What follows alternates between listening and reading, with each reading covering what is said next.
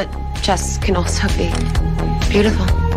What makes Beth Harmon such a compelling character? Is it her extraordinary chess talent? Her relatable struggles? Or is it something else entirely? To understand why Beth Harmon is so influential, we must first understand Robert Greene's model of mastery from his 2012 bestseller. Greene defines mastery as the feeling that we have a greater command of reality, other people, and ourselves. Although it might be something we experience for only a short while, for others, masters of their field, it becomes their way of life, their way of seeing the world. So, how do you do it? There are 6 steps that I lay out in the book. The first step is by far the most important, and it's not by far the most important in the book, it's the most important thing in your life. You master this first chapter, and everything else will fall into place. It's discover your life's task. Discover what makes you unique. Discover what you were meant to accomplish in life, right? Your calling. What that means is, when you were very young, you were a unique person. Your DNA, experience in life mark you out as like nobody else that has ever existed in the past or will ever exist in the future. You are one of a kind. You were meant to do something in life that reflects that uniqueness. Beth discovers her unique calling at an early age. At just 9 years old, she becomes captivated by chess after watching the custodian at her orphanage play the game. Remarkably, she learns the rules without any instruction and, as she advances, develops an extraordinary memory and intuition for the game. Given her mother's PhD in pattern recognition, Beth seems to have a genetic predisposition for chess excellence. Once you find your life's task, you then enter in the second phase, which is the apprenticeship phase, which is the most important in a way. I mean, the first one is the key. The second one is the most kind of critical for your progress. You want to value learning over money. What matters to you is learning as much as you can about that field that excites you. You need to be developing skills and taking it very seriously, gaining the discipline that will carry you through life, like 7-8 years of working diligently. And if it's something that you love, it's exciting. Beth discovers chess at the age of 9. Over the next 6 years, while living at Methuen Home for Girls, she embarks on an intense apprenticeship with Mr. Scheibel, the janitor and a chess enthusiast. Given her traumatic background, having lost her mother to suicide and finding herself in an isolated and daunting orphanage, Beth finds solace in chess and dedicates herself almost entirely to mastering the game. Greene emphasizes the importance of learning over money and accolades during this apprenticeship phase. Due to her isolated circumstances at her orphanage, Beth does not compete in the tournament until she has spent 6 years intensely studying chess. Unlike other young players in the series who began competing for accolades in their childhood, Beth remains deeply focused on mastering the game through rigorous reading, study, and training with Mr. Scheibel. The third thing is actually a part of the apprenticeship phase, and it's what I call working with a mentor. So there are no shortcuts to mastery, there are no hacks. There are no way to cut it down from 10 years of hard work to 2 years. But having a good mentor is the only conceivable shortcut. Finding somebody who has experience, who's made mistakes, who can teach you, guide you, who can say, this is good, this is bad, can help you avoid wasting a lot of time and really give you the focus that is necessary. While Beth takes on other training partners and coaches later in the show, the main mentor in her life was Mr. Scheibel, the custodian at her orphanage. An important caveat to note is that a mentor does not always have to be of a higher skill level in the field than the mentee. In Beth's case, due to her generational talent, she quickly surpasses Mr. Scheibel in chess ability. However, his experience and ability to guide her remain incredibly valuable. Mr. Scheibel was able to streamline Beth's progress immensely because of his extensive life experience in the chess world and his personal understanding of Beth. The best example of this is in the following scene. People like you have a hard time. Two sides of the same coin. You've got your gift, and you've got what it costs. Hard to say for you what that will be.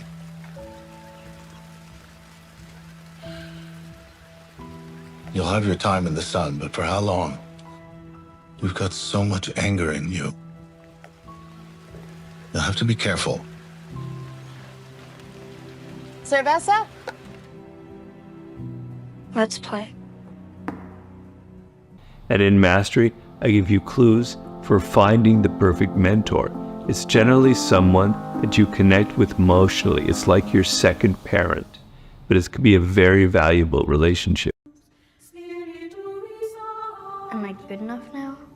To tell you the truth of it, child, you're astounding.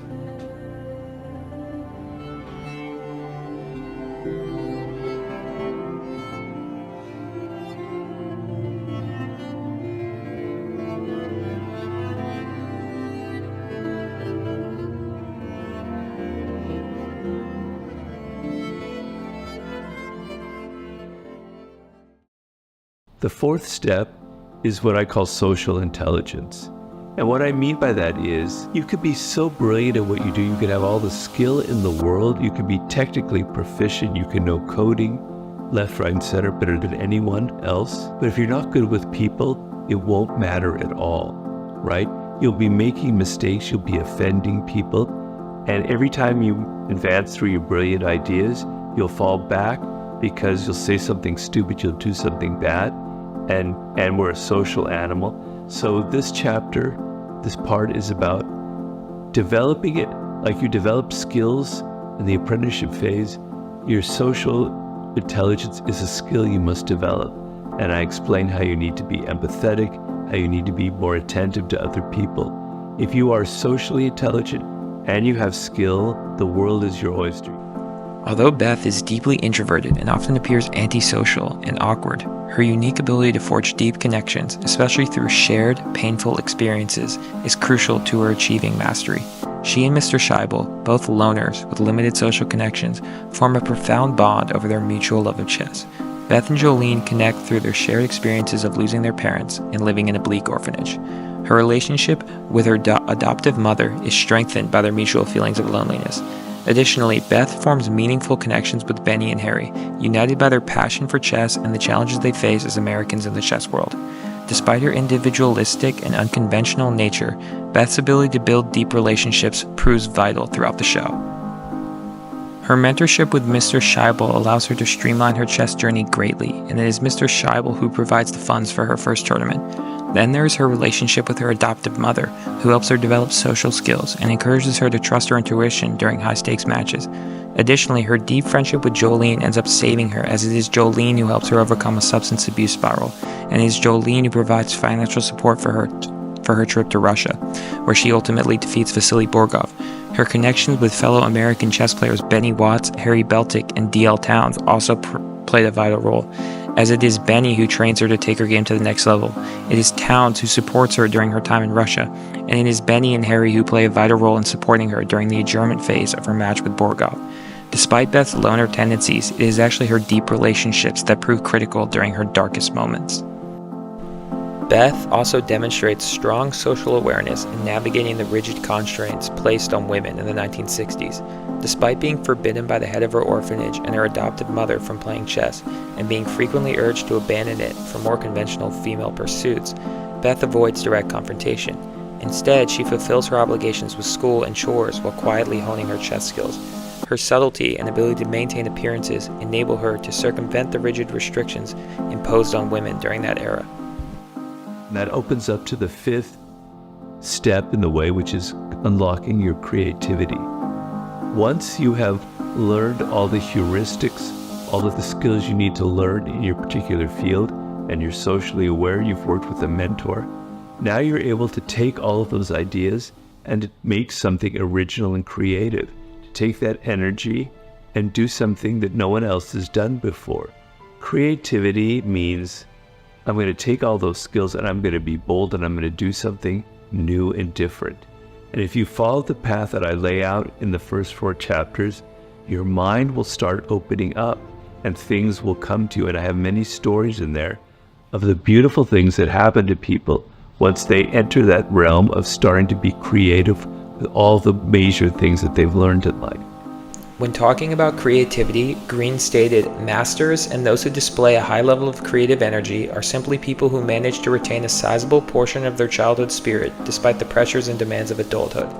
Beth Harmon exemplifies this principle through her relationship with chess. Even as an adult, Beth continues to play competitive chess, a game she first fell in love with as a 9-year-old. Her enduring passion for chess reflects her ability to maintain a childlike enthusiasm and curiosity. This connection to her childhood love allows her to express creativity and brilliance in her gameplay, demonstrating how preserving that sense of wonder can fuel exceptional creative energy.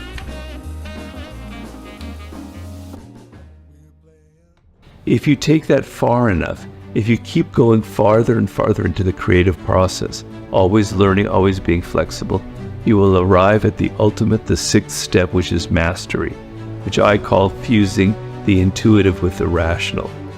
You have so much skill, you have so much experience, you no longer have to think. You have a feel for what comes next. You have an intuition. Ideas come to you out of nowhere. You're what they call an intuitive player, are you not? Yes, I have been called that before. Sometimes the moves come to me. I've noticed the moves they applaud the loudest are the ones you make rather quickly. And there's a certain look on your face. It's a wonderful, wonderful feeling. It's a sublime feeling. And I give stories in there. Many of us may never reach that level, but it's an amazing feeling. And I want to inspire each and every one of you to reach that level of mastery by going through those 6 steps, by being patient and disciplined, by being creative and independent, and then finally following to the end where ideas come to you and you are the master of your field. The final step to mastery is developing high-level intuition, which Beth Harmon achieves through years of obsessive practice combined with her intense love and passion for chess. This development is poignantly illustrated during her game with Vasily Borgov in Russia, where Beth visualizes the winning sequence on the ceiling and ultimately defeats Borgov, earning recognition as the best chess player in the world. You are a marvel, my dear. I may have just played the best chess player of my life.